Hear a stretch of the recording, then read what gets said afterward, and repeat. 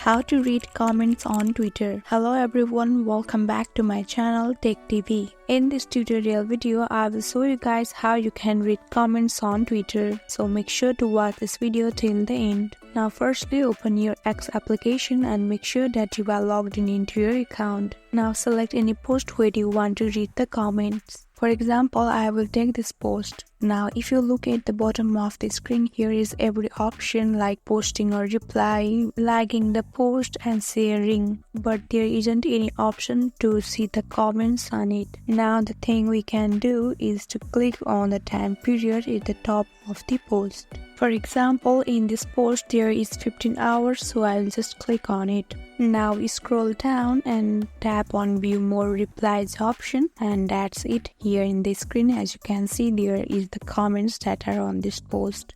So there you have it. In this easy and simple way, you can read the comments on Twitter. I hope this tutorial helped you. Don't forget to drop a like and subscribe to my channel. We'll meet you on next video. Till then, stay tuned. Bye bye.